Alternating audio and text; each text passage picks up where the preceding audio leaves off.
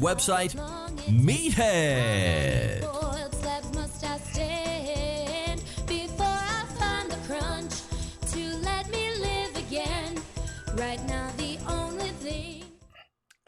Good evening, everybody. Hey, Brad or Grits, one of you guys, do me a favor. I'm never sure. This technology is a little over my skills. I'd rather do a brisket. Did the audio on that little video intro come through? Could you hear the audio? Well, while they're answering, I want to welcome you all tonight. It is spring finally.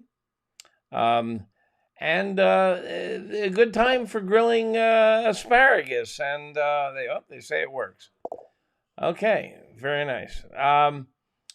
I've been grilling asparagus, and I wanted to share a couple of ideas or tips with you for spring grilling, and then we can launch into our usual Q&A session. I love to grill asparagus. What I like to do is I get a bunch of asparagus and those bamboo skewers, little round skewers. Actually, any skewer will work. And I make a raft. I line them all up side by side and stick the skewer through them, and I use two of them. And this makes like a raft. They're linked together and they're solid. I hit them with a light coat of olive oil, hit them with some salt, and then I sprinkle an herb rub. I use something like the Simon and Garfunkel rub recipe, which is on the website. I also have a poultry seasoning here, which is mostly herbs, and it's green, you can see, and it really works nicely on vegetables. So I hit that with a little sprinkle. I put them on medium heat. You know, I've preached against don't char food, don't burn food, but a little char on vegetables. Vegetables have a lot of sugar in them. A little char on vegetables is not bad. So I'll put them down and keep an eye on the underside until they get just a few grill marks, a little char, and then flip them over and hit the other side. But you got to keep an eye on the tips. The tips are narrow, they're thin, there's a lot of air in there, and they can burn badly. So the trick is as they start to darken, you push them off away from the flame. If you've got a gas grill and you've got one burner on or two burners on, push them off so the tips are hanging out over the burners that are off, or I've been known to lift them up and hang them off the edge of the grill. Hang them out there in the air so they don't burn. They're really good at room temp, so I put them on before I put the meat on, and I can occasionally put them up on a top shelf just to keep warm. But it's pretty warm up on those top shelves, and it's easy to overcook things. And they're just delightful at room temp, so I don't worry about it. I'll bring them in and give them a shave of Parmigiano Reggiano and maybe a drizzle of the best balsamic I can find, a balsamic syrup. The Balsamico Tradizionale, which costs about $120 for 3 ounces, is ideal, but that's really expensive. You can make a really good balsamic syrup by simmering grocery store balsamic. I call it salad balsamic. It's not true balsamic. It says balsamic, but it's not. It may not even be from the balsamic region, which is Modena in Italy. But still, it's a nice red wine vinegar that's a little sweet, and you can reduce it by cooking it down. You got to be careful because there's a lot of sugar in there. It can turn to candy, and I've actually, by mistake, done that, and it comes out like you can make like lollipops out of this stuff. But for this, you just want to cook it down and make a syrup about the thickness of cooking oil. And it's really good drizzled on vegetables, especially the asparagus. Now, there's a misconception about asparagus out there.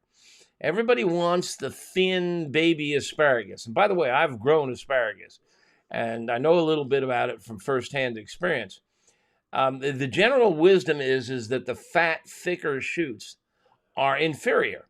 They're not. The problem is they have a kind of woody sheath around them as they get older. And if you peel them with a carrot peeler or a sharp blade, the core, the center, the meat of the asparagus is just as good and juicy as the thin ones. You can snap them off or chop them off down at the woody end with a knife. But if you shave them, you get down to the really tender, juicy parts, and they're delicious whether they're thick or thin. So don't worry if you go to the grocery and all they have is thick asparagus. You can make marvelous asparagus from thick asparagus, but you want to break off the woody tips and maybe do a quick peel job on them. Brad Ledwith. I got to say, Brad, I'm delighted to see Brad Ledwith here. Brad is an investment advisor with a company called LPL, Financial Management, and he's out in California, so I don't get to use his services. But I'm with a different LPL advisor here in Illinois, and they're dynamite. They're fiduciaries, which means they don't. They're looking out for you, and they're not on commish. And Brad's here. I haven't seen him in a while, but we communicate on Twitter or X, or whatever it's called.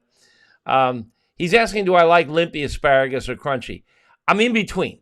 I want them to kind of droop, but I want to crunch on them when I bite. That's just my personal preference.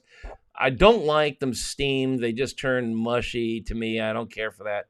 And for the Parmesan, I use a wide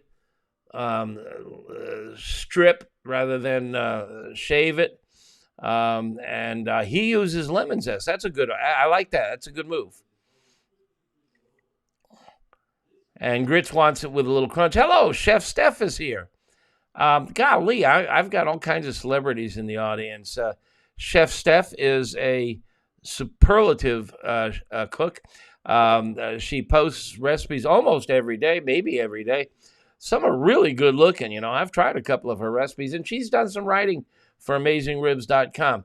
She's a real expert on sous vide, and she's good at doing what I love to do, combining sous vide with grilling. That's a lot of fun. In fact, carrots are really good that way. They'll be coming in soon. You can sous vide carrots, which makes them very tender, and then pull them out, pat them dry, and roll them around on a hot grill and scorch them. Get a little char on them, and they're fantastic and really tender and sweet and juicy. Okay, Chef Steph trying to hook up with Brad. I don't know where Brad's located, but I'll leave it to you guys. Brad, she's on Twitter. Just follow Chef Steph on Twitter, and you and she can communicate if you want to work together. That's cool. That'll be fun. And I've seen Brad's commentaries on the market. It seems to me he's on his case, so that's cool. Spring also, good time for lamb. I mean, spring lamb. You've heard of spring lamb. I'm absolutely in love with lamb. You know, I like to joke that if you placed me equidistant between a rack of lamb and a beef prime rib, and that's the same cut, by the way, a rack of lamb and a prime rib are the same cut off of different animals, smaller animals.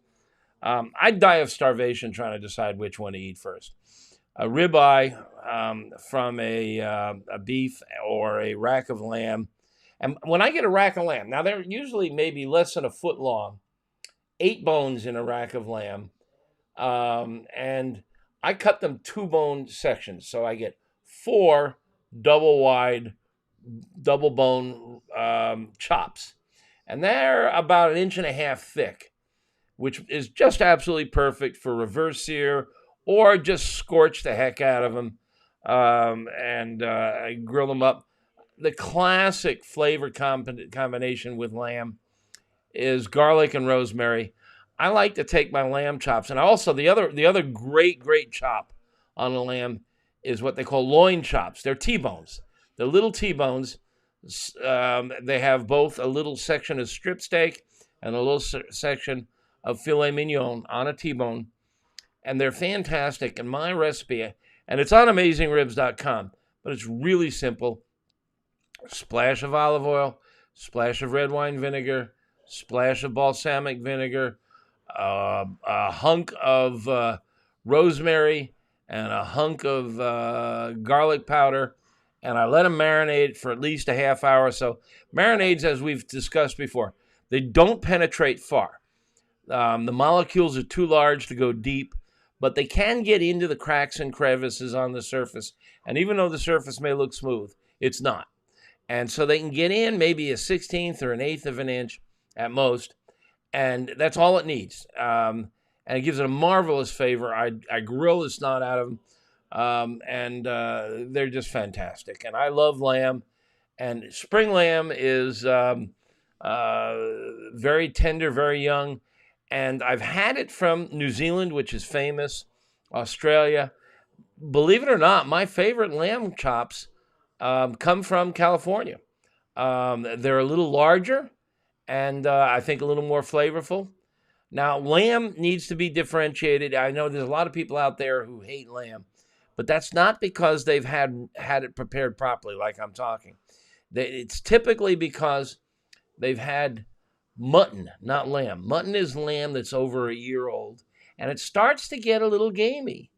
Young lamb under a year old is not the least bit. If you like beef, you're going to love young lamb. So go get a rack of lamb or lamb loin chops.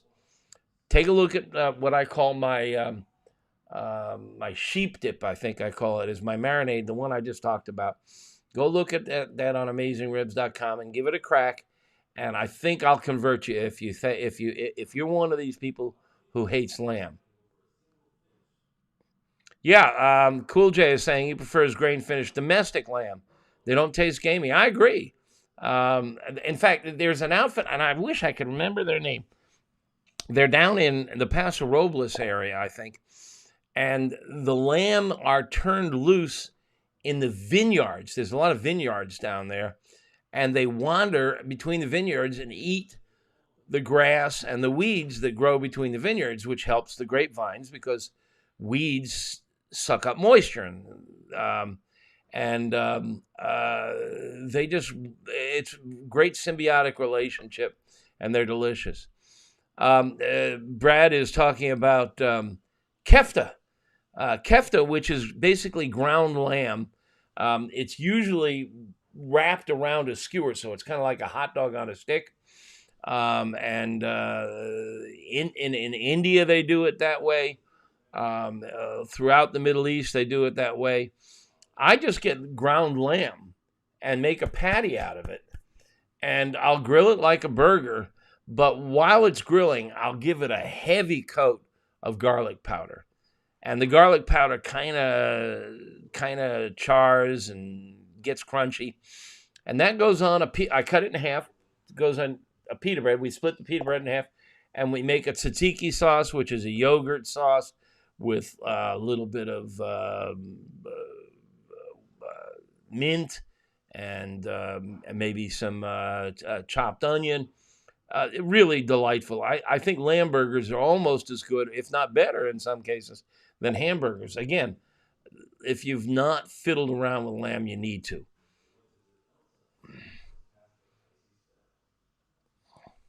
Yeah, Chef Steph is saying the same thing I just said about tzatziki sauce on lamb burgers. A lot of fun. I really like them. Ron Peterson, he's asking his kid for a sous vide machine for Father's Day. The prices have really come down. The high-end ones, Innova and Joule, Joule, those are my two favorites, and they're the two best, I think. They're up there, I don't know, I haven't checked prices lately. Probably in the $150 to $200 range.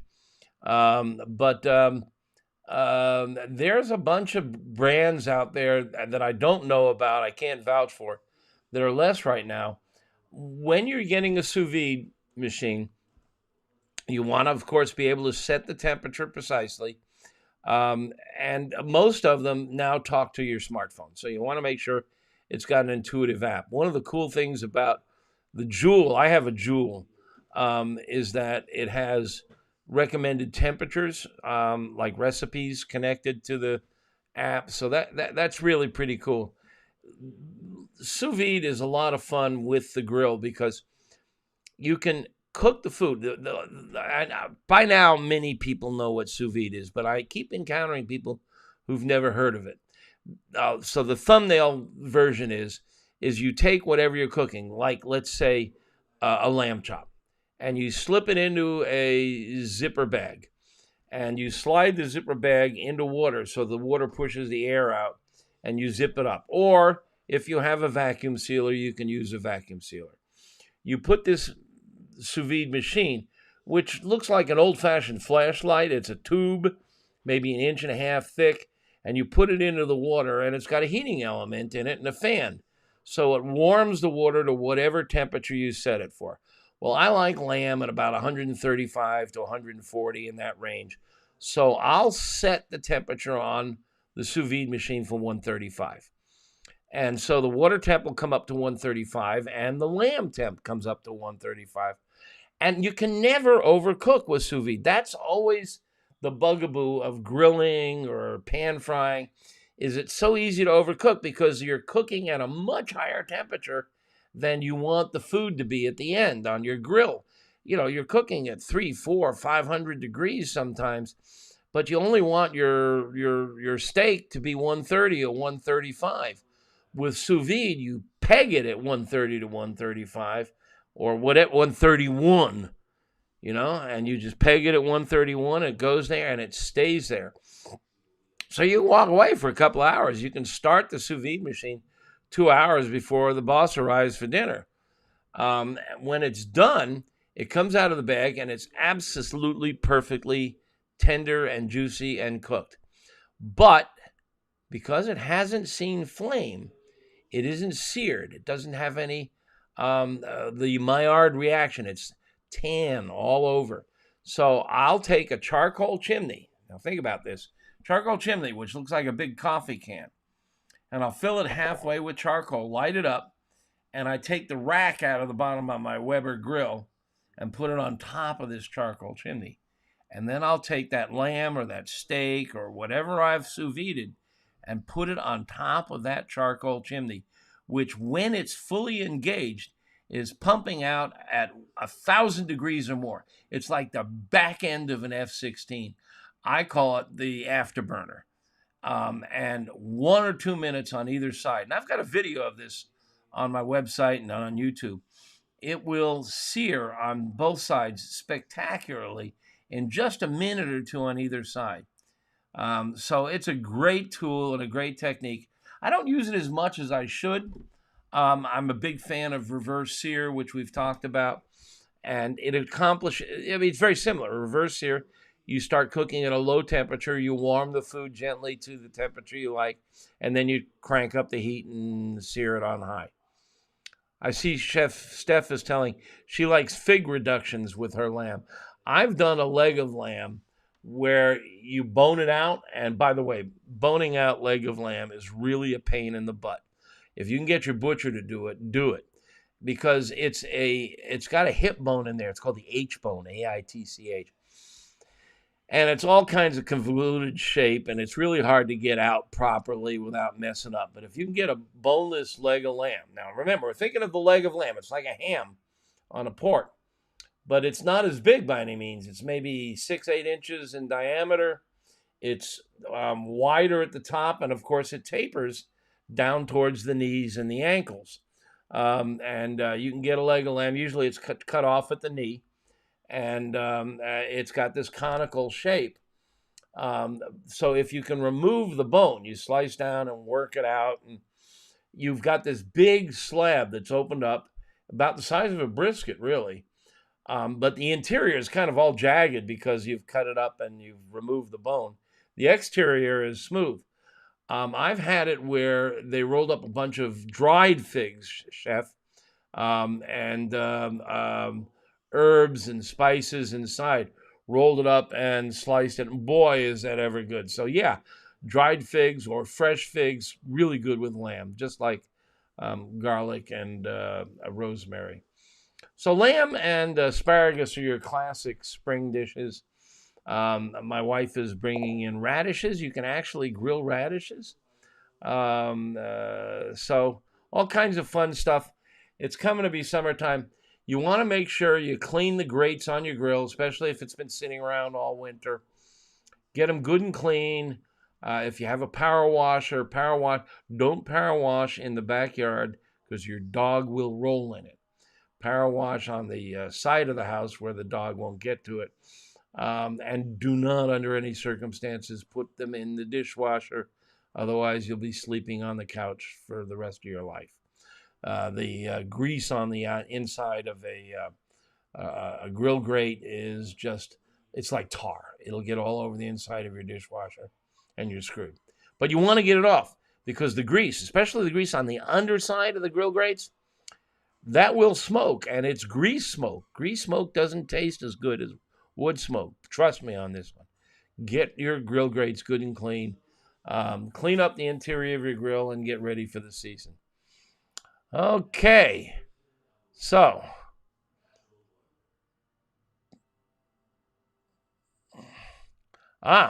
Cool J is saying when he does sous vide steaks, he finishes with a drizzle of tallow that's been made of fat charred on charcoal. Oh my.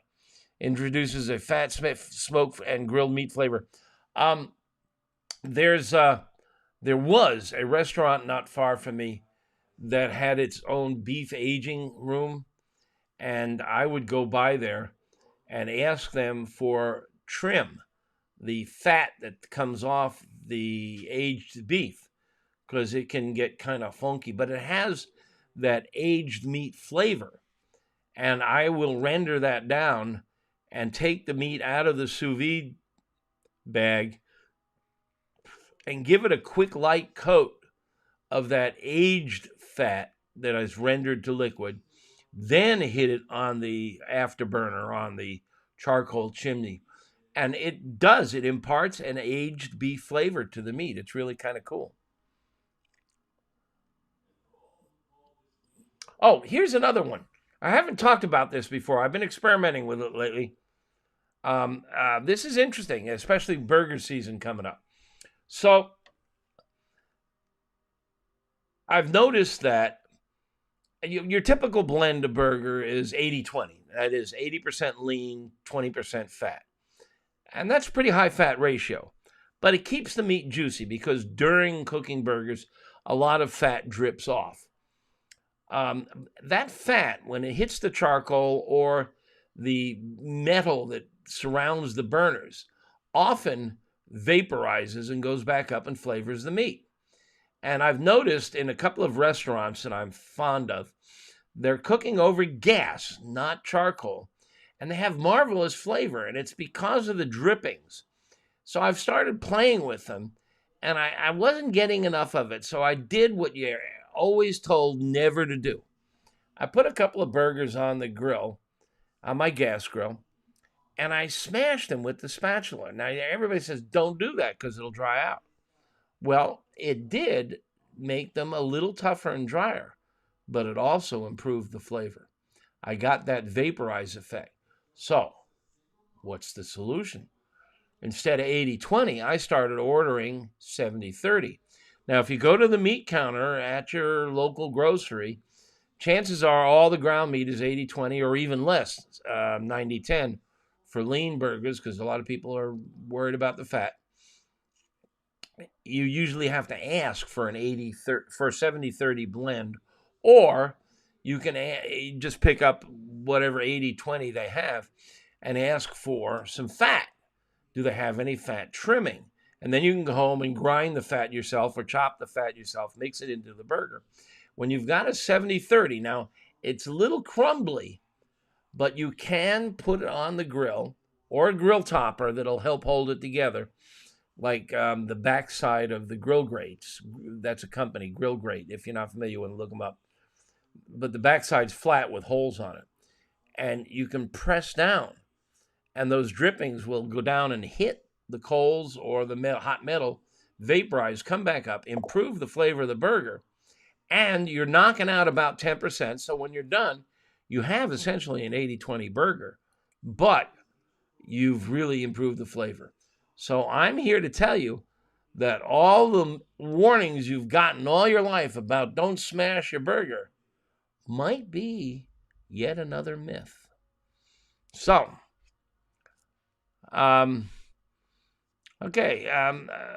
Mark is asking what I make over the holiday. We lived in Ithaca, New York for many years, home of Cornell University.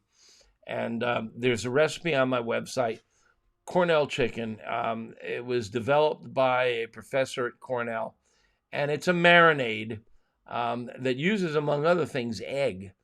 And it's just a nice herbal, flavorful marinade with a lot of vinegar. And if you are upstate New York, if ever there's a cookout, a barbecue, an event, a volunteer fireman fundraiser, they're all cooking this Cornell chicken. And it gets you a good crispy skin, and it's delightful. And we did some of that. That was fun.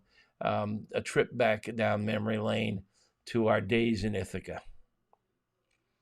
Great little community. Okay. So, come on, guys. Roust up your best questions. Stump the stars. Actually, I wanna show you something. Let's see if I can find it. Yeah, there it is. So, let's see if I can get this. Where is it? No, I've lost it. Stand by. Where is...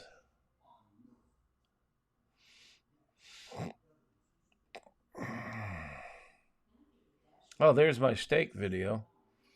I'm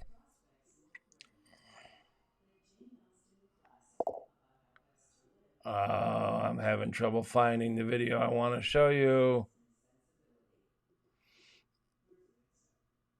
Hi, we're Visible, the wireless company that makes things visible. Exit. With us, what you see is what you Exit. get. So a one-line plan with unlimited data? I'm sorry. Oh, I know where I can find it. Stand by. 30 seconds.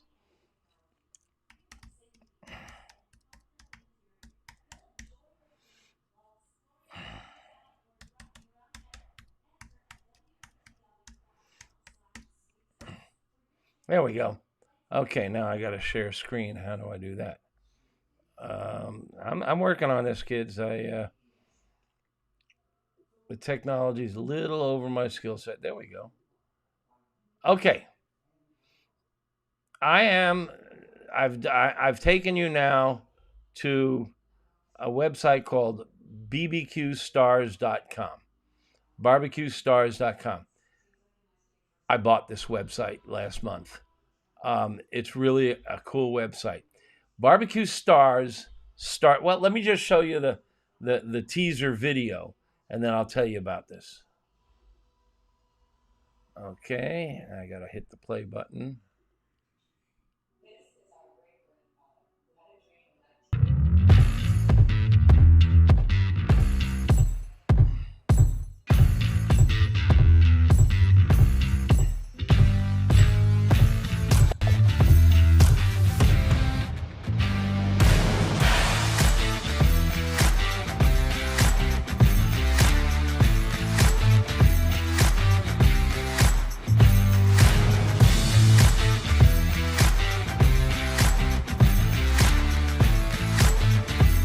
This runs only a minute or two.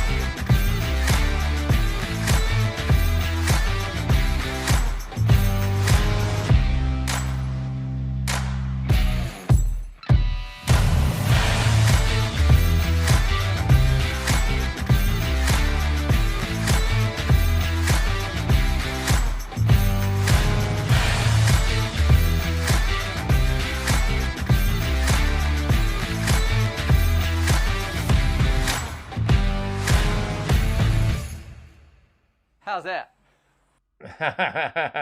How's that? Okay. So, what I just showed you is a teaser for this new website that we bought, barbecuestars.com.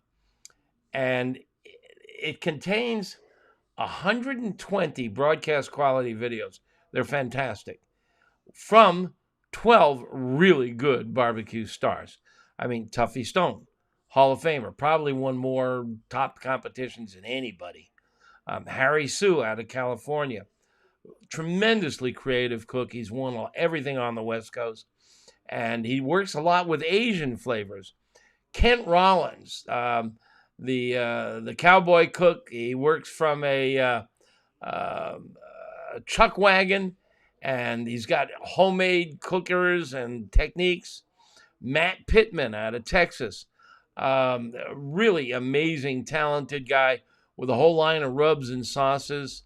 Tim Grandinetti and Dean Fearing, both top-notch chefs, restaurant chefs, who work with live fire all the time.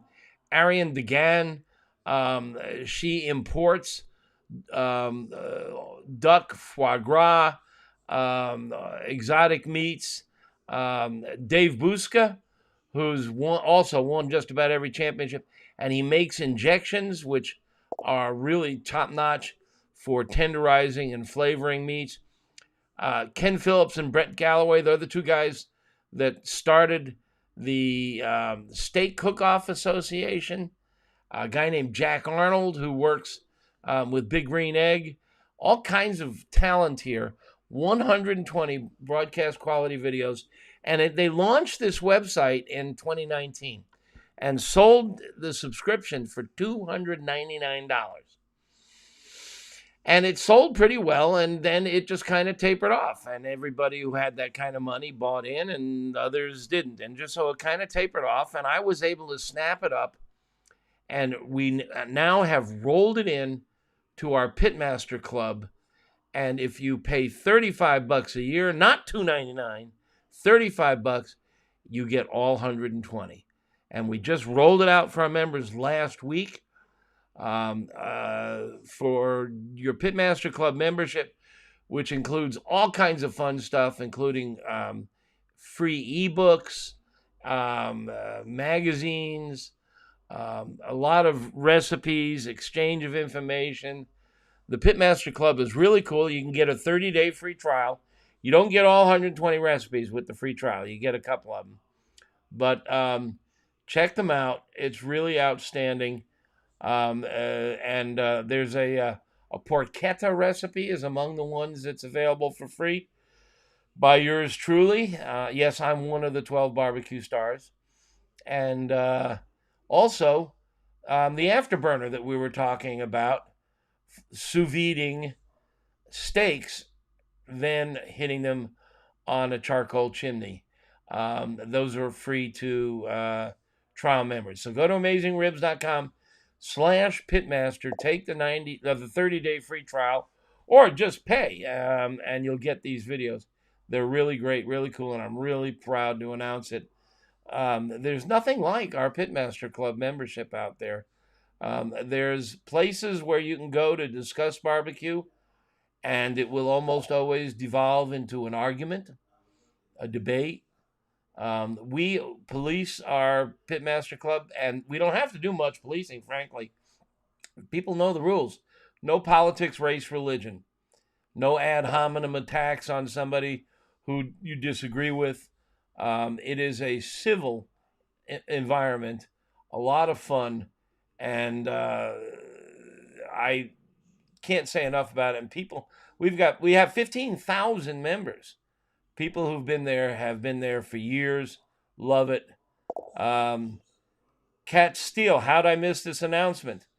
You're not reading the newsletter, Cats. And if you go into the Pitmaster Club, it's plastered right on the top there. But we just announced it last week. JB says Pitmaster Club is great. Some amazing people and friendships there. Yeah, in fact, this weekend, is it this weekend? I'm checking my calendar. Yes. Saturday, the members in the Chicagoland area are having a little meetup, and yours truly will be there. We're all getting together and we're cooking, and I am doing Wagyu flank steaks over grapevines. And it's a fantastic preparation, really great. T-Quad, forums are also very helpful in the Pitmaster. Oh, we got several Pitmaster Club members. Very cool. Thank you. Okay, I'm missing something here. Stand by. Mark Nagy did a 85-pound whole hog in the cinder block pit. Nice. Did you use my design? There's a design for how to build a cinder block hog pit on the website.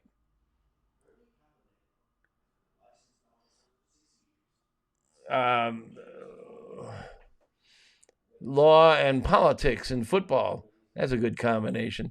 I dry brine using baking powder with my pellet smoker. I'm never able to get crispy skin. Okay, so you're talking about poultry. Baking soda is a good technique, and dry brining is a good technique. Raise the temperature to get crispy skin. You can do essentially a reverse sear on them.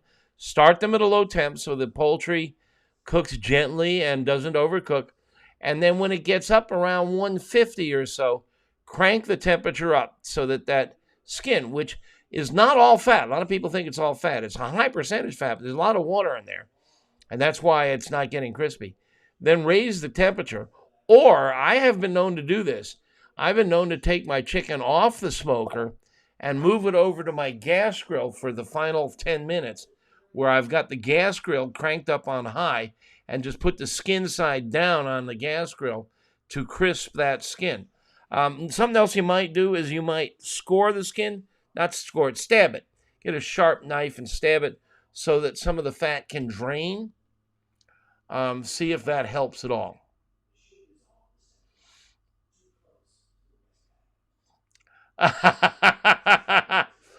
Okay, Jeff Sanders, great ideas on the hamburger. How about some ideas on sweetbreads on the Good One Heritage Smoker?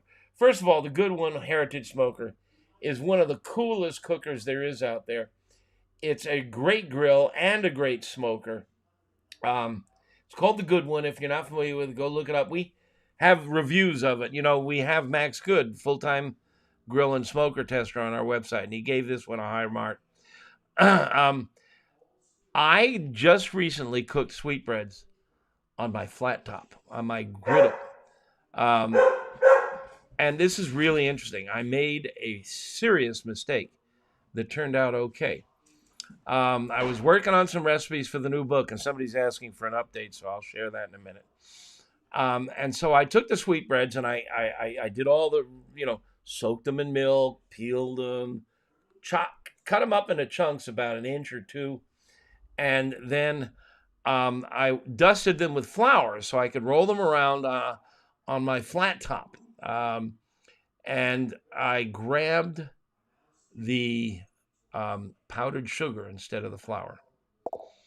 And I sprinkled lightly and before I caught myself. So I immediately picked them up and shook off as much of the sugar as I could, and then I dredged them in flour. And I cooked them in oil on the flat top and got them crispy, because that's the cool thing about sweetbreads is they're, if you do it right, they can be crispy on the outside and really custard-like in the center. Really delicious. Don't be afraid of these things. And it's not brains. It's usually thymus. It can be pancreas, varies. But they're really good.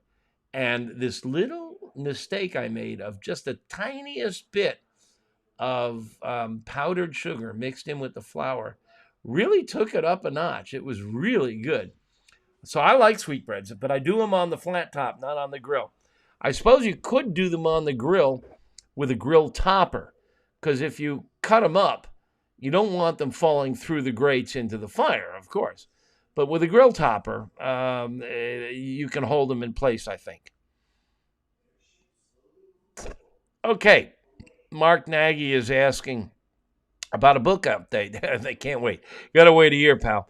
But it's on. It's finally done. Long story, and I won't bore you with it. The last book sold extremely well, and it's still selling extremely well. 250,000 copies. Most cookbooks, they do 10, 20,000 copies. It's tremendous. 250,000 copies is just huge for a cookbook, especially a barbecue book. There's a dozen new ones every year. And, you know, some of them do okay, but 250,000 is, I think only Stephen Reichlin's Barbecue Bible surpasses that. And that's been around 10 years longer than mine. But in any case, the publisher came back and said, have you got a sequel in you? If you do, we'll cross your palms with silver. And they made me an offer, or made my agent an offer I couldn't refuse. And so I signed with HarperCollins, and I sat down and did what I normally do when I'm trying to do a book, is I just barfed up everything I know onto my word processor. And when I was all done, I had about 300,000 words, which is enough for 2 books. So I went back to him and I said, let's do a 2-book set. Nobody has ever done a 2-book set on barbecue. There are 2-book sets out there. And if we did a 2-book set on barbecue, wouldn't it pass along the message that this was definitive? This was the ultimate barbecue book. And they said, we just don't think the public will spend $50 to $60 on a 2-book set. So you got to cut it down to 1 book. Well, they told me this last spring when the book was supposed to be turned in. So I had to start hacking and cutting and chopping and slicing and dicing. And we just pushed the deadline back a year. So 2 weeks ago, maybe 3 weeks ago, I turned in the manuscript. And the editor loves it. It's a good book. It doesn't have everything I wanted to have in it, but I've saved everything that I cut out of it. So there may be a 3rd book. I swore I was done writing books, but I've got enough for another book. So in any case, the working title is The Meathead Method. And it's a lot of methodology. Of course, there's the dose of science that you're used to from the old book. And there's myth busting and tips and all kinds of stuff.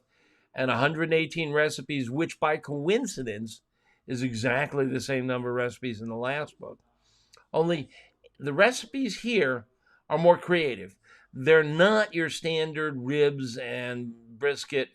There are, what I've done for the regular barbecue canon, for ribs and pork butt and chicken and brisket, I've worked with champion competitors and tried to translate their recipes into things that are easily done in the backyard. So if you're foolishly contemplating competing, you'll find recipes for competition grade ribs, brisket, pulled pork in the book. But the rest of the stuff there's some really interesting creative stuff. You may have heard me talk about deep frying on the grill. It's absolutely the best way to do it. You deep fry in the house, you fill up the house with oil and smoke smells. It spatters all over the kitchen. I do it on my gas grill. I turn 1 or 2 burners on one side on. I put a big, deep Dutch oven, fill it about 2 inches high with oil, deep fry chicken in it. There's no way it's going to catch on fire. I mean, I'm not knocking over a 5-pound Dutch oven with oil in it. There's no way I'm going to knock that over. And when it's beautiful and golden, it's not always cooked through. So I take it out and I put it on the opposite side of the grill, close the lid, throw a new batch in the oil, then close the lid, and it continues to cook by carryover. I get absolutely gorgeous fried chicken on my gas grill out back where there's no smell, no oil, and there's no risk. Hell, if you knock over a pan full of oil on your indoor oven top, you burn your house down. I mean, first of all, you're not going to knock over in a Dutch oven, but God forbid you should. What's the worst that's happened? You're going to burn up a grill? It's a lot worse, less dangerous than burning up the house. I've written about this in the new book, but it's also on my website. If you love fried chicken, and I know everybody does, you need to look into this technique and try it. It really works well. So I mean, the new book has got a lot of fun recipes, new ingredients. We talk about koji, which is a fungus. We talk about sous vide. So a lot of fun stuff in there. It will come out in spring, and hopefully it will sell well. Oh, your people are saying sweet things about me. You're making me blush. Brian's saying he's been a club member since the beginning. Thank you, Brian. Worth every penny, he says. Yeah, I mean, it's $35 a year. There's just a lot of good stuff. And there's some really cool people in there who are very creative. There's a lot of cool recipes. So check it out. Okay, I've done my little stand-up intro for 17 minutes here. More than that, actually. Oh, my goodness. It's been 45 minutes of me yakking away. Oh, my goodness. Usually I try to limit my yakking to 15 minutes. Do we have questions? Hit me with your questions. Book tour dates yet? There probably will be a book tour, almost certainly. When the book comes out, I'm shooting to get it out in March or April. I want it to be the first barbecue book out. May is when most of them come out. There's usually a half a dozen or a dozen barbecue books every year. So I'm not sure when the book tour will begin. And we haven't scheduled any dates yet because I don't know when the pub date is. T-Quad's asking if we've reviewed the GE Profile Indoor Smoker. Yeah, Max is doing that now, but he's posting his early impressions. I'm pretty sure if you go to AmazingRibs.com and look it up in the grill and smoker database, you'll find something there. Occasionally, social media guys break with fast impressions of new grills and smokers. And often, I got to be careful here. I'm thinking of a couple of years ago, Weber came out with a new tool, and people jumped all over it. There were a couple of issues with the grease drain, and, within days, they were dumping on this thing. Max takes his time. He takes a few weeks. I mean, he tries to break a new grill. And he figured out what the problem was and how to work around it and why it's not really a problem. But it is something that they did subsequently change in the next edition. But Max is really thorough, and so I don't know if he's finished testing the GE Profile Indoor Smoker yet. I do recall him saying that it's nice, but it's not the same as the outdoor flavors. I don't know if he's posted anything new on his testing, so go check that out and see what he says.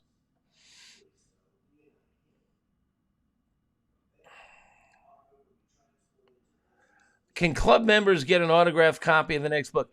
The publisher wants me to come up with some sort of gimmick for pre-orders. So maybe that's what we'll do. I don't know. But when I'm out on tour, book tour, I do book signings.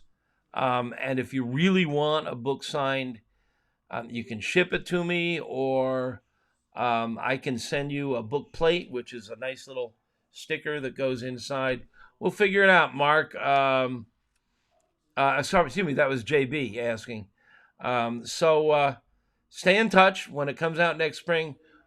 I don't know where you're located, but if you're in some place like New York or DC or Chicago, chances are I'll show up there for a book signing. What's up with the new Weber? Can't get one. What's a skinny? I presume you're talking about the new Weber pellet smoker. I forget what they call it, but it is a upgrade from the last one, which had a couple of minor defects in design and concept. And I think they've fixed all these. Again, Max has written some things about it, and I think he's still testing that also. But I know it's been released, but it's in short supply right now.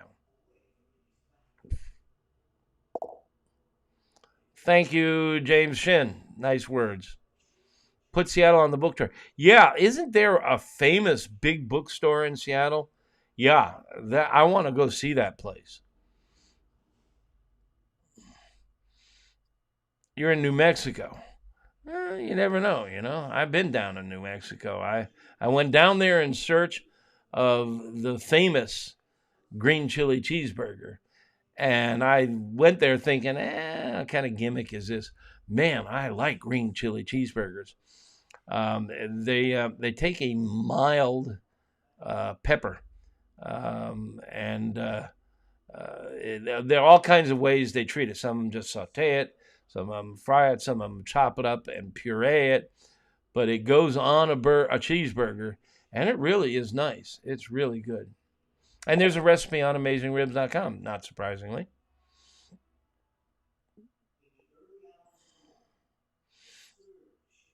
Okay. Trey is asking, can I explain what and why you cook chicken breast to 155 to 160? I hope I have that right. 160 is the temp that I recommend. The USDA says 165. This is a little confusing. Let's see if I can get this right here.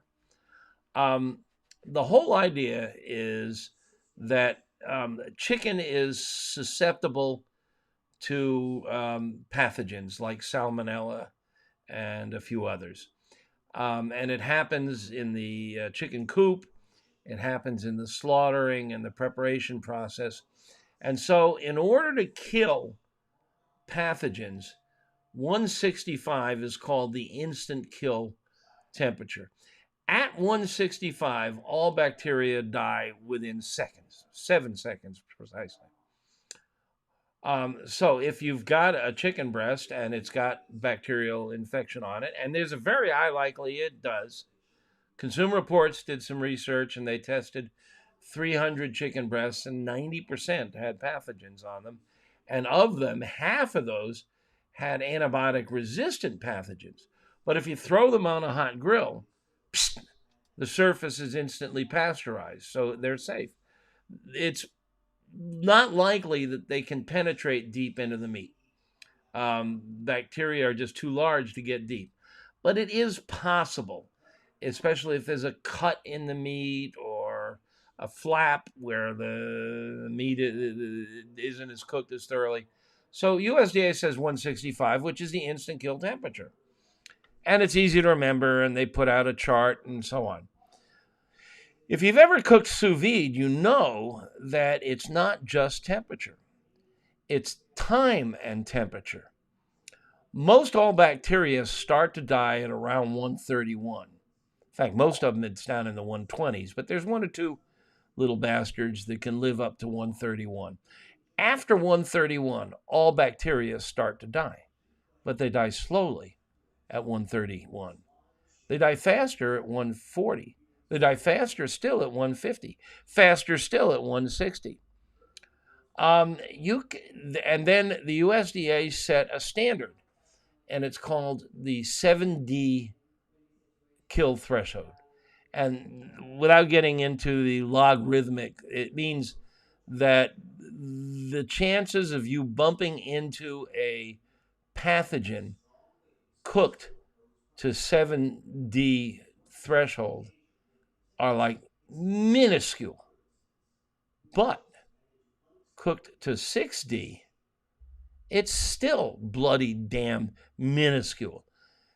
They've really taken it to the ultimate limit, but it is really well established that at 160, you're going to get 6 to 7D kill rather than going up to 165. And the thing is those 5 degrees can make a difference in texture and flavor on a chicken breast. Now, chicken thighs can take, we just cooked some tonight, and they went up into the 175 range, and we're still tender and juicy. Chicken thighs can handle it. There's more fat. There's more juice.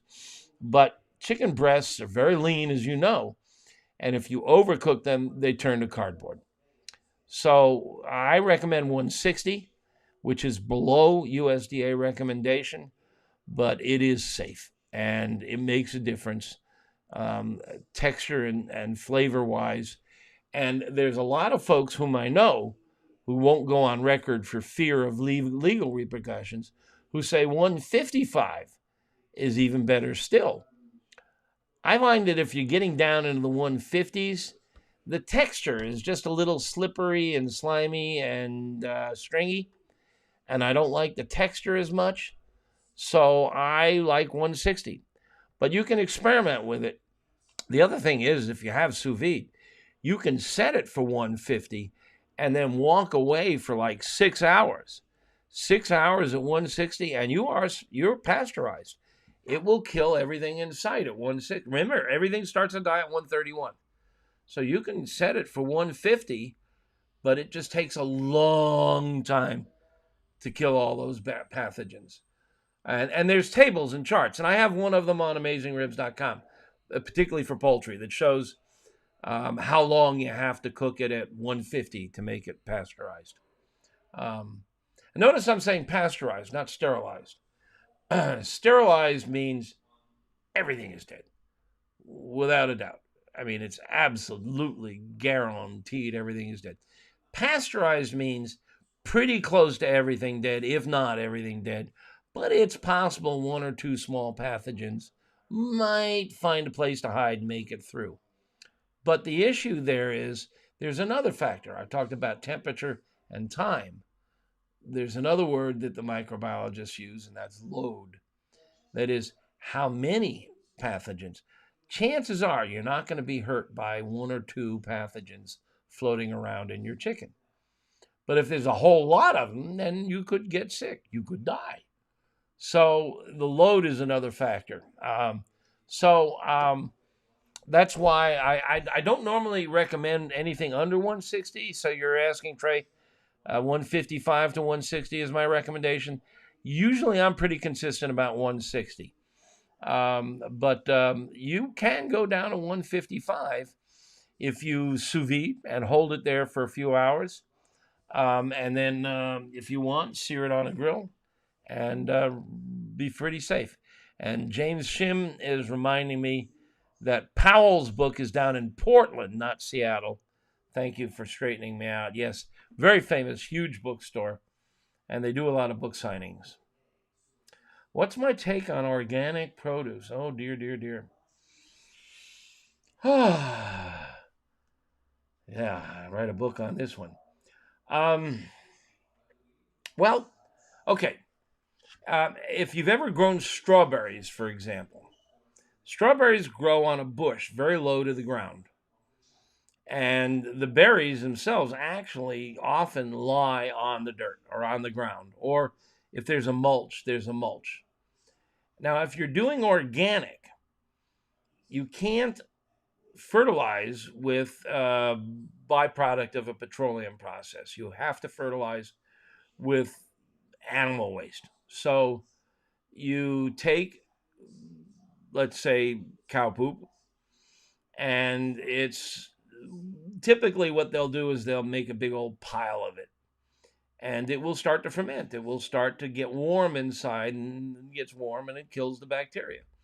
But to make it effectively pasteurized, you've got to stir it up, mix it up, get that old pitchfork out and shovel it around and make sure that the thing is pasteurized. And I mean, I suppose if you wanted, you could test it, but I don't believe they do. And then they scatter it around the strawberries. So you got a 3-year-old baby in the house and a 80-year-old mother in the house. Which do you want to serve them? The strawberries, which are grown lying on the dirt, fertilized with a petroleum-based fertilizer, or fertilized with hopefully sterilized or pasteurized cow poop? Tough choice. Now, I've used an extreme example here. A lot of organic product is the one advantage organic has over non-organic is pesticides. Non-organic apples, for example, may well have pesticide residue on the skin, which you can wash off pretty effectively. And they're washed when they're harvested and before they're shipped to market, and then hopefully you wash them at home again. Organic, they are using products of nature rather than a chemistry lab. Here's another interesting example.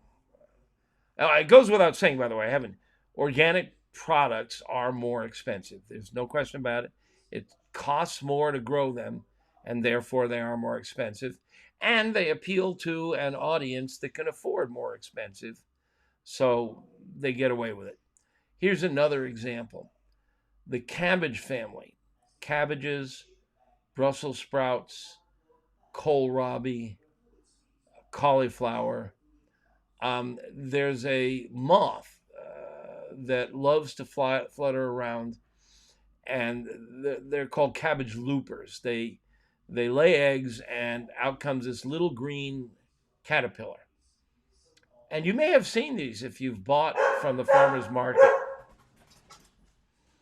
My very enthusiastic yellow lab.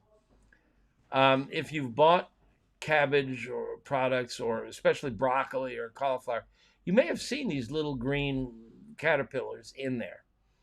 And they're the larval stage of these moths.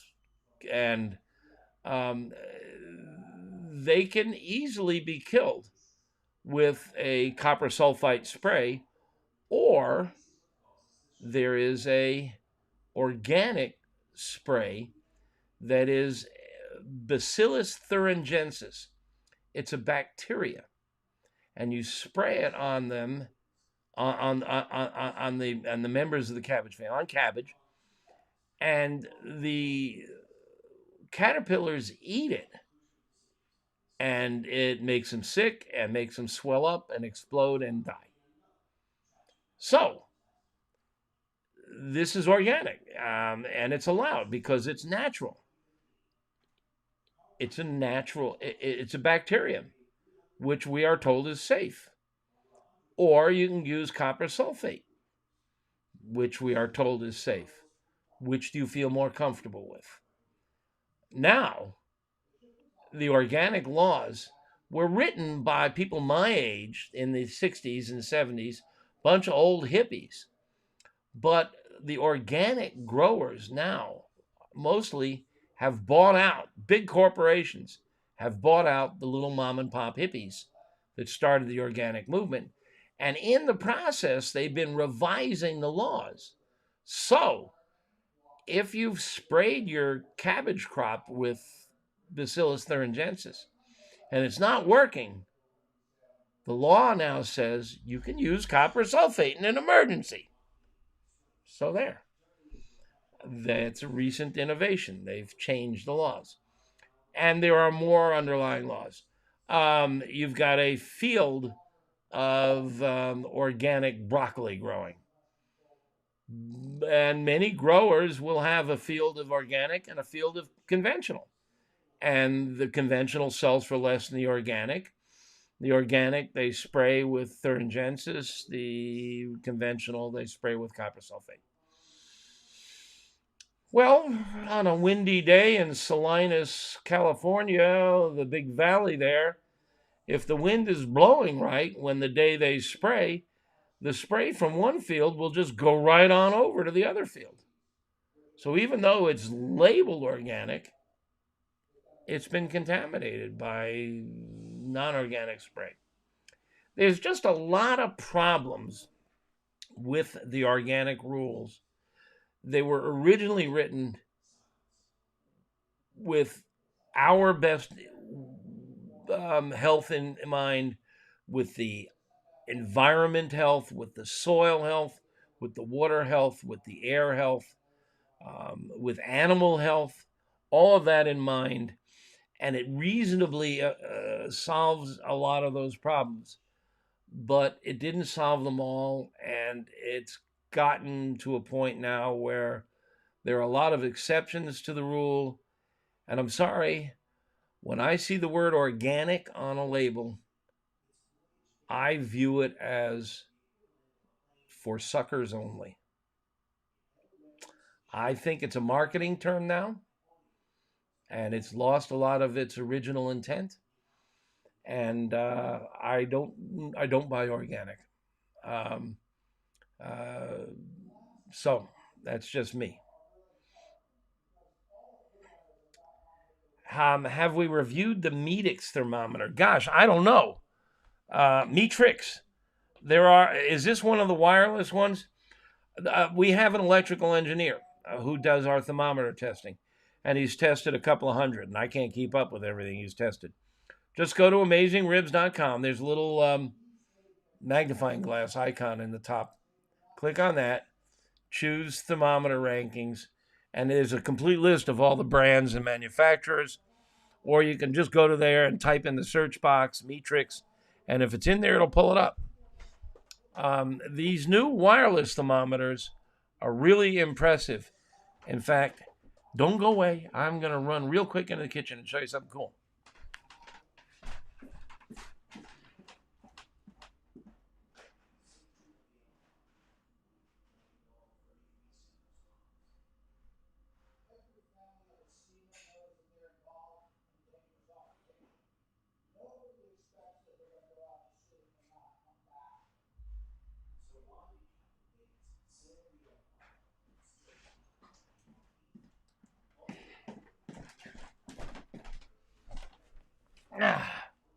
Okay, good thing I'm wearing pants.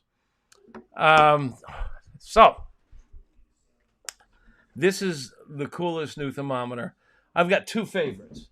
I'll show you the other one in a minute. This one, it's called Combustion Inc. And it was invented by a really smart guy. If you go to Combustion Inc., you can meet Chris Young. And if you want to go to his YouTube channel, because he not only talks about the thermometer, but he's done some really good research. And finally, I have a compatriot who says, as I've been saying for years, that there is no need to rest meat.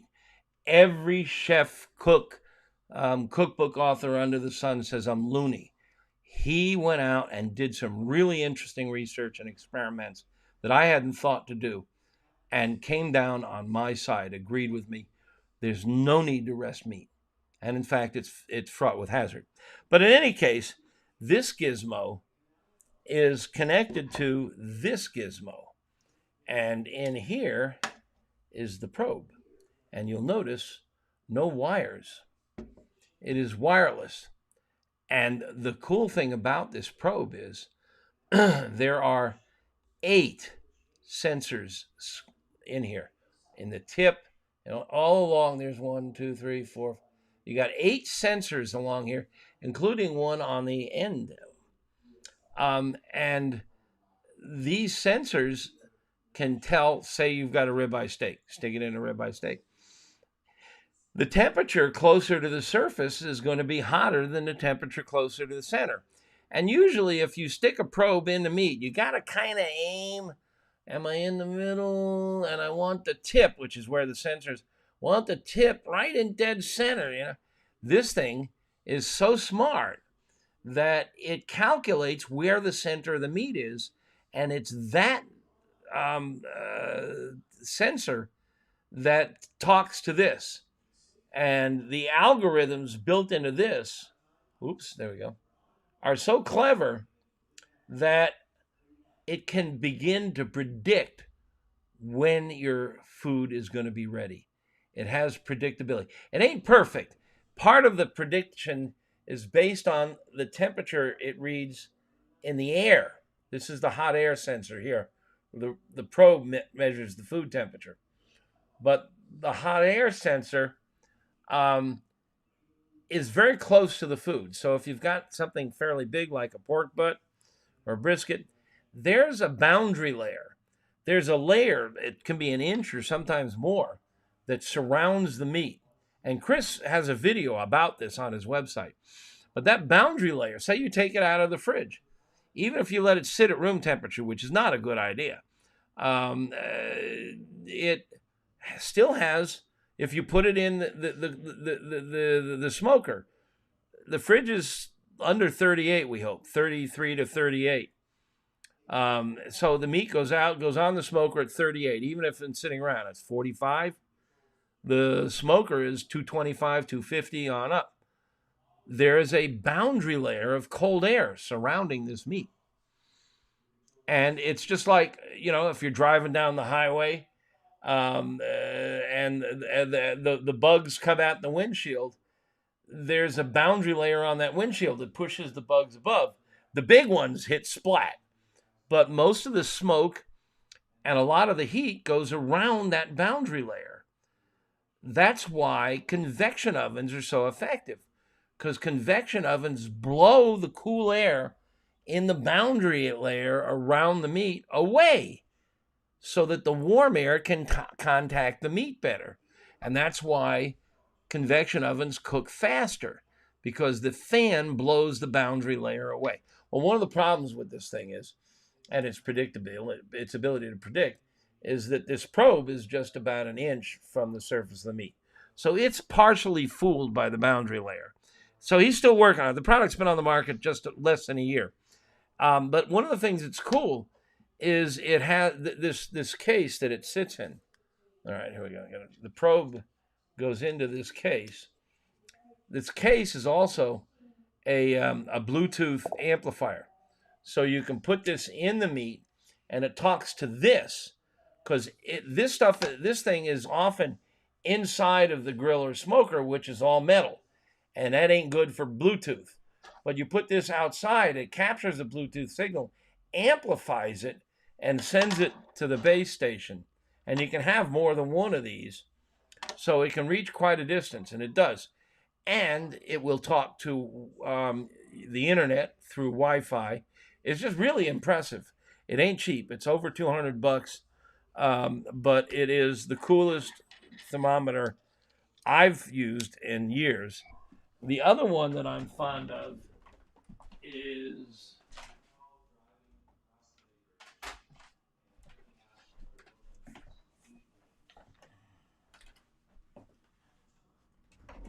this guy. Is from a company called Fireboard.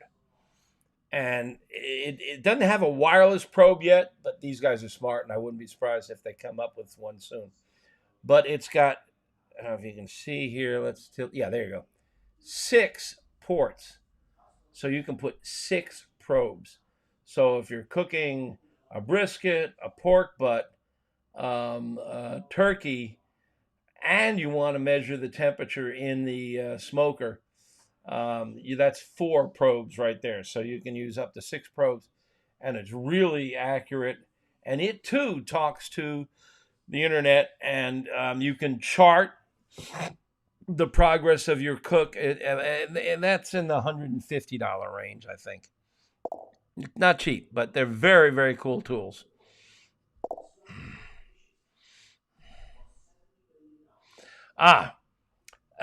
T-Quad's got a great question. I say hold the meat, others say rest the meat. What's the difference? Resting meat is what a lot of people talk about, like you take a steak out and you let it sit. Now, the steak, if it's cooked to medium rare, is cooked to 130, 135. If you cook it up to 155, it's like leather. It's way overcooked. But brisket and pulled pork, you're cooking it deliberately well past 130 to 135, well past well done at 155. Brisket is often cooked up to 203. And when you take that out and put it in a Cambro, which is an insulated box, or a beer cooler, what you're doing is you're allowing it to carry over cook. It takes the heat, which is built up inside, and continues to cook, but it gradually cools off. So I differentiate between resting a steak or a pork chop or a chicken which is cooked to low temperatures, as opposed to a brisket or a pork butt or ribs, which is cooked in the 190 to 205 range. And those you take off and you hold them. And the holding process is a very slow cooling and carryover heating process. So it's very different. And so resting a steak, resting a pork chop, resting a chicken breast, I have always felt is not necessary. I explain it in great detail on my website why.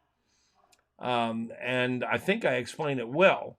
So if you're interested in this, just go to AmazingRibs.com and type resting into the search box. It'll find that article for you. But go to Chris Young's YouTube channel and watch his experiments on resting. And between the two of us, maybe you'll get the idea.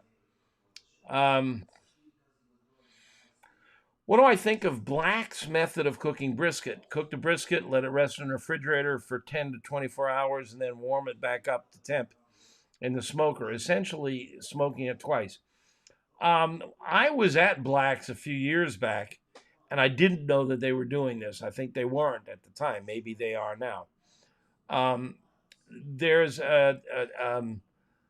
There's some interesting evidence that the sous vide people discovered that if you sous vide a steak, for example, take it out and rapidly cool it and set it aside and then come back and retherm it, they call it, that it actually comes out more tender and more juicy. I don't know the mechanism. I don't know why, but this is something that is provable. I didn't know people were doing it with brisket, but it sounds like a similar principle.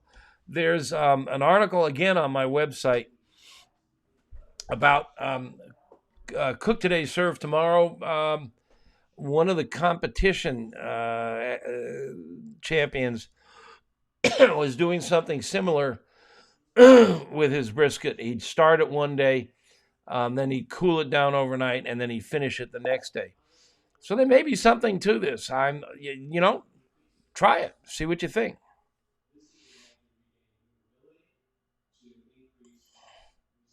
All right, James Shin.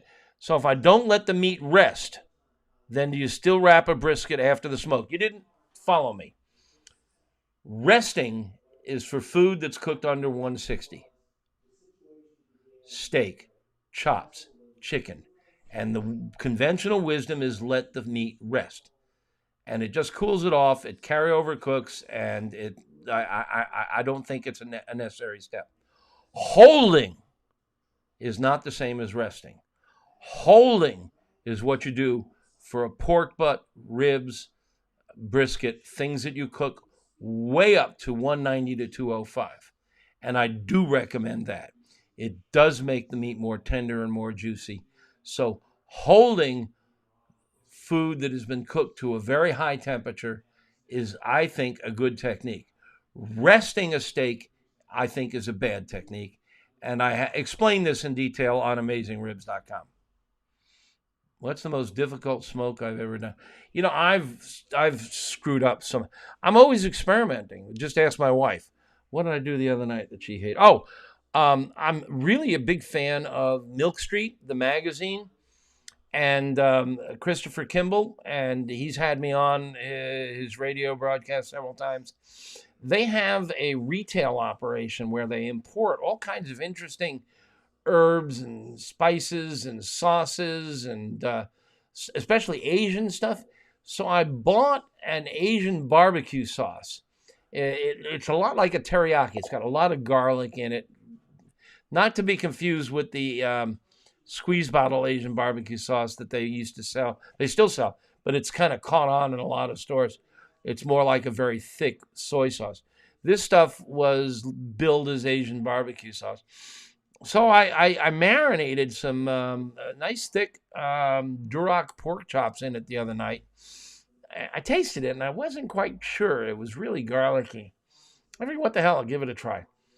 And boy, it was terrible. It was just, we dumped the whole thing. I mean, I maybe paid $15 for the bottle. I used maybe 3 ounces out of 12 and threw the thing away. Oh well, I've not strung out with them very often, um, but they have a lot of cool stuff there, and I buy it. But I'm constantly experimenting. I'm constantly trying to come up with new ideas, new recipes, and I make a lot of mistakes. And I've ruined an awful lot of meals. Worst meal I ever did was years and years ago.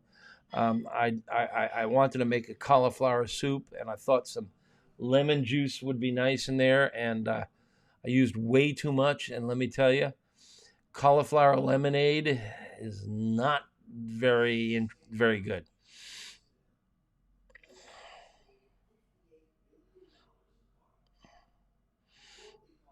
Okay.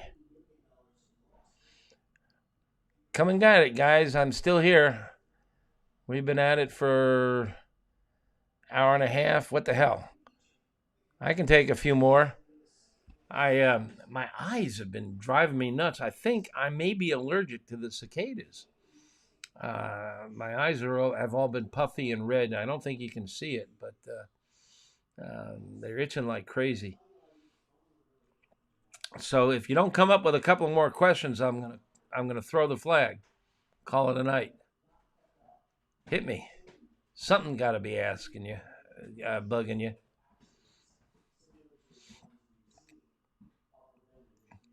All you lurkers out there, pop in.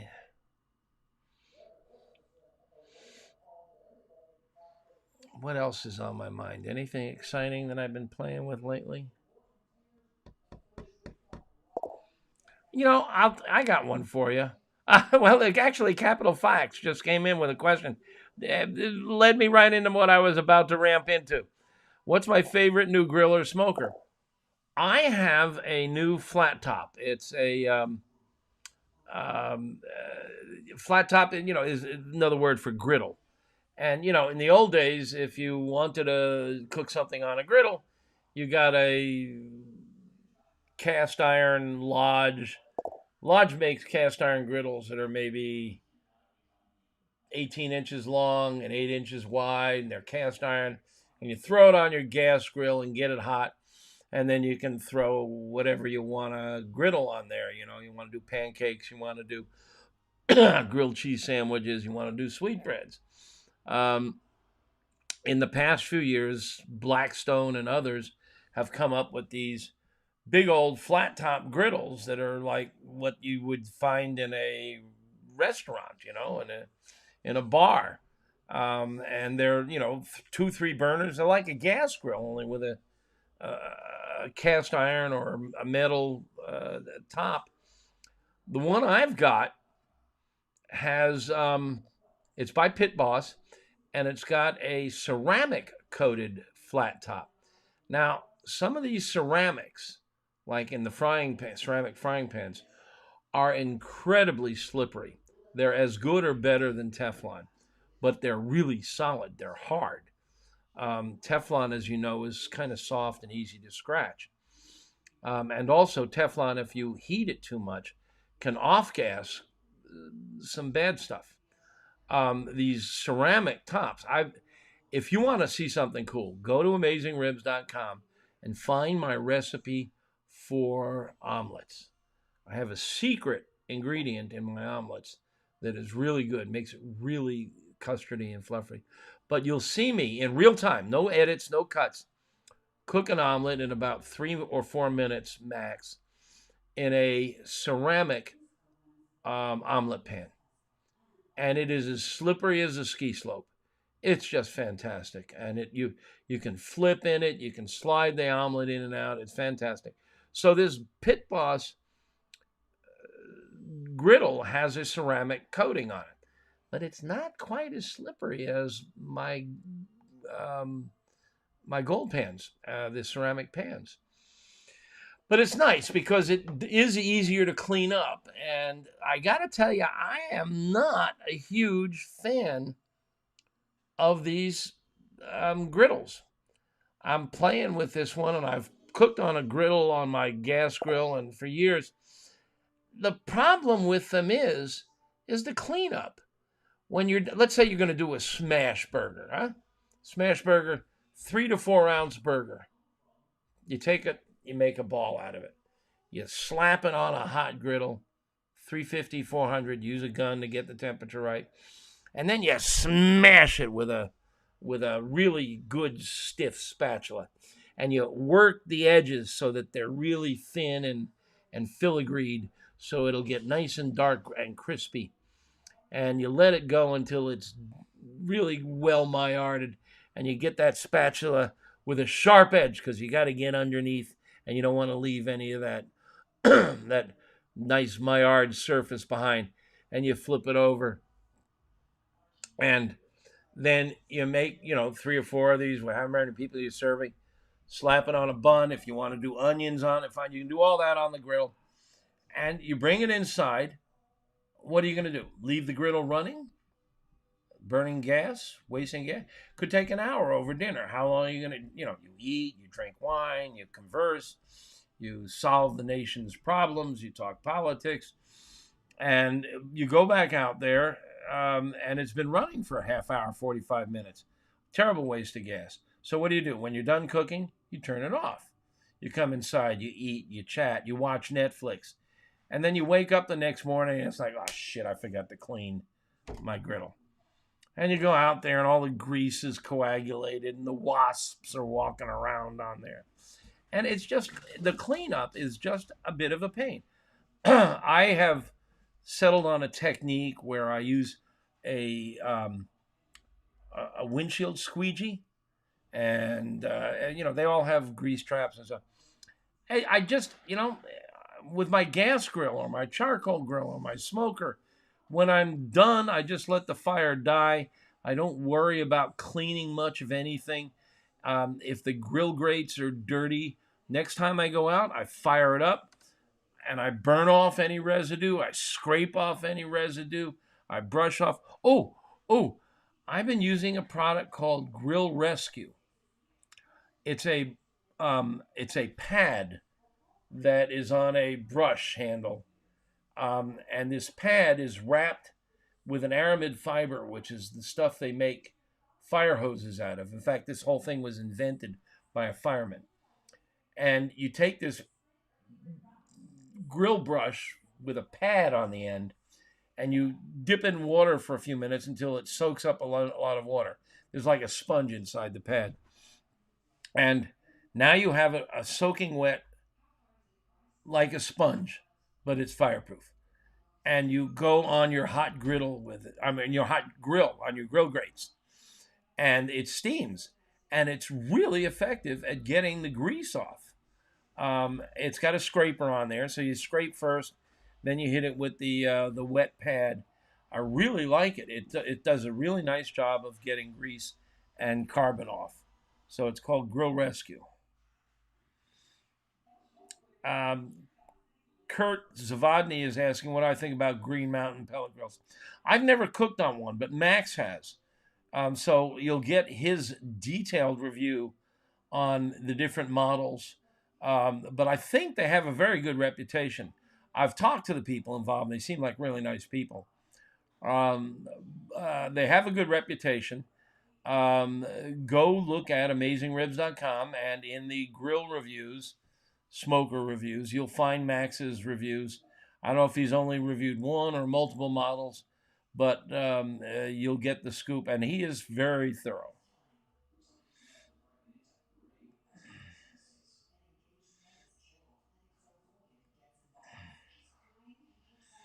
Okay, Cool J77's got an interesting question. Your smashed burger description is awesome, but what do you make of the dry paper thin smash burger trend? It seems like people are moving away from juicy burgers in favor of extra crust. Yeah, these smash burgers, like I say, they're only 3 to 4 ounces. You can make them bigger if you want, but the whole idea is to get them in contact with the hot griddle and get a great crust. But you can still use 70-30 or 80-20 blend and get juicy. The problem is when it's that thin, a lot of the fat comes out. And you mentioned the dry paper. This is a technique some people use. They take like a wax paper or a with the silicon paper called parchment paper, and they'll take a little square and they'll put it on top of the. You take a ball and you slap it down and you put this paper on top, and then you press it with your spatula on top of the paper, which is nonstick. Parchment paper it has got silicon in it, and it's nonstick, so it won't stick to your spatula. If you just go with a dry spatula onto that little ball of ground beef, there's a good chance it'll stick to the spatula, but I don't have a problem with that. I'll squirt a little oil on my griddle surface, and I'll just take the spatula and dip it in the oil. So the underside of the spatula has got some oil on it. And then I press, and it doesn't stick to the wet or the oiled spatula. So I don't waste parchment on my smash burgers. Now, the ultimate smash burger is the so-called Oklahoma smash burger. And it was created in Oklahoma during the Great Depression. Meat was expensive, and you could stretch it. In fact, some companies, some restaurants did. They stretched it with breadcrumbs and other things.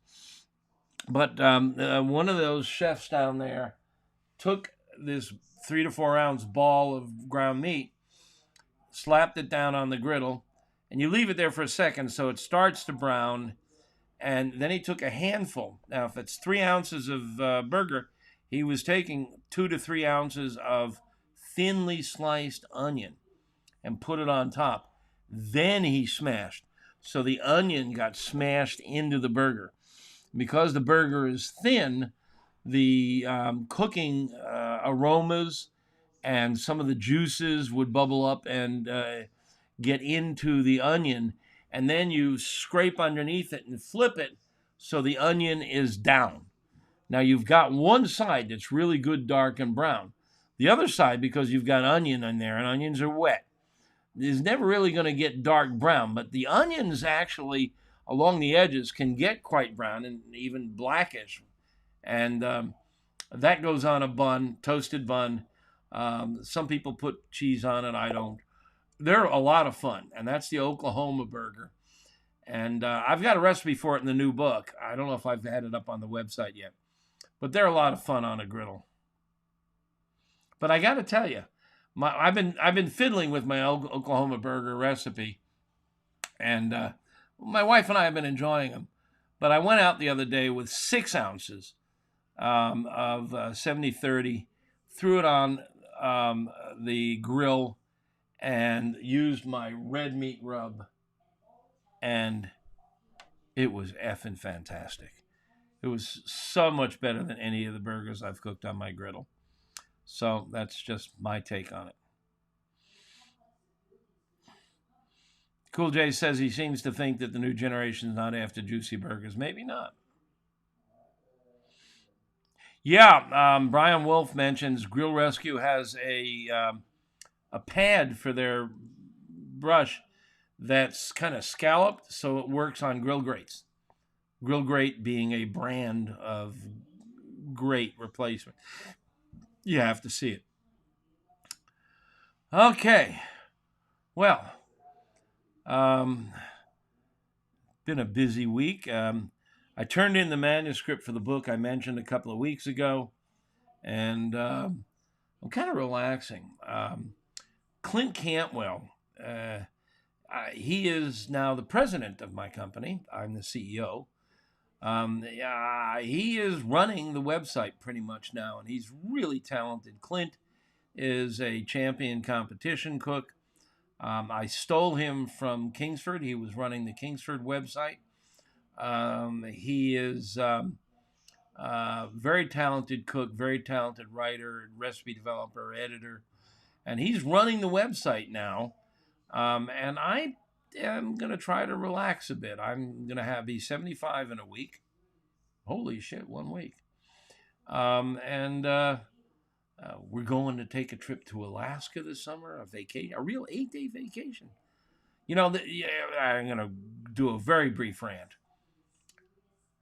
I don't know how many of you watch Shark Tank. I watch it because I have, ever since I got out of college, I have started businesses. Always my own business. I've always been an entrepreneur. I've always And I've had some spectacular failures along the way. Fortunately, AmazingRibs.com is not, and it's done well by me, and I'm very happy about that, and by my wife.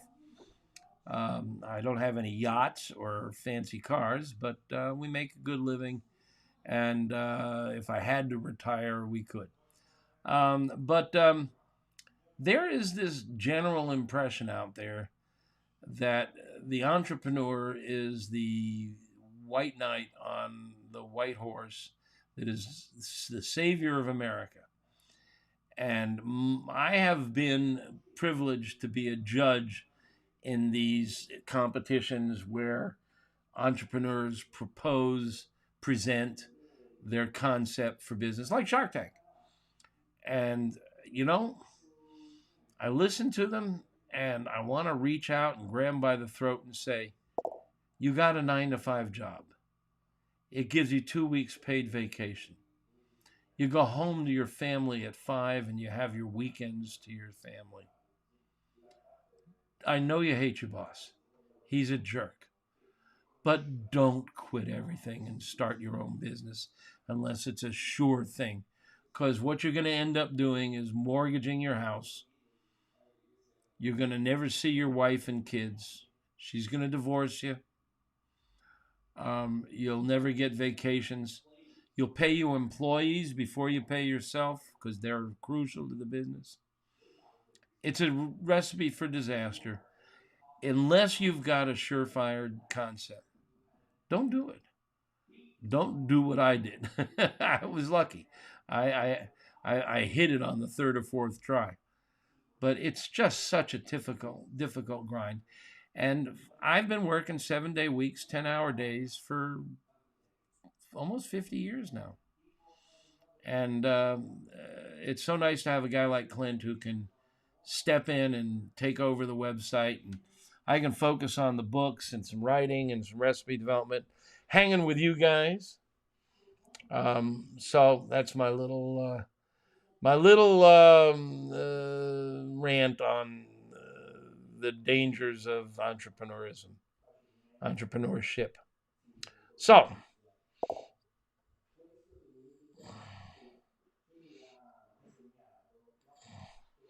I do see a couple of quick questions here. Kurt has been very nice to say some nice things. Thank you, Kurt. Yeah, T-Quad saying 90% startups fail. I don't know what the percentage is, but it's the toll that it takes on you more than the success or failure. We'll wrap up with Troy's question here. Troy Belanger, once the butcher adds fat to the ground chuck for 70-30 burgers, should it be labeled as hamburger because fat was added? I did not know what I received. Gosh, that's a good question. The term hamburger is defined, and it has to do with what cuts it comes from, and I'm not sure of the answer. I can look this up pretty quickly. I used to know this. I don't know, but it doesn't matter because butchers don't put 70-30 on the shelf. I mean, they don't. 80-20 is the most they do. And generally, you don't want to buy something that's labeled hamburger. It's inferior. It's lips and assholes and whatever. You want to buy something that's labeled ground chuck. Ground chuck is great. The chuck is the shoulder muscles, and it tends to have about 20% fat. So ground chuck is a good start. If you want to ask the butcher to throw in a little extra fat, you can. And actually, it's not as... The calculation is a little tricky. If you go to AmazingRibs.com and type conversions in the search box, it'll take you to a whole page that has all kinds of conversion calculations and tables. And there's an interactive conversion table that tells you if you buy 80-20 ground beef, 2 pounds, how much fat do you need to add to make it 70-30? By the way, a lot of sausage meat is 70-30. A lot of sausages are 70-30. Or if you've got, 85-15, it'll calculate for you how much fat you need.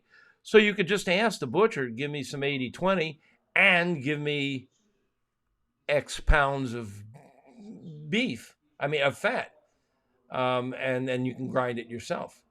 So use that calculator. Brian wishes me a happy birthday. Yeah, next week. Thank you. Big 7-5. Well, everybody, thank you very kindly for your time and your good questions. And I hope I didn't put too many of you to sleep. I will be back again next month. Let me just double check and make sure. I'll be here, but it's the 26th. The last Wednesday of July is the 26th. And I won't see you before the 4th of July. Oh, my, we didn't talk about 4th of July. Okay, 30 seconds. Overtime. 4th of July to me is ribs, just like turkey is Thanksgiving. So if you're with me, you know how to cook ribs. You've done it. Go to my website and check out my recipe and technique. But great ribs, coleslaw, potato salad, the whole 9 yards, your classic Southern barbecue. That's 4th of July. Make sure to cook something for the kids kids all like ribs. Throw a couple of hot dogs out there, maybe some chicken, and have a great time. And thank you very much for your attention and the kind words you've had for me tonight. And with that, I will sign off.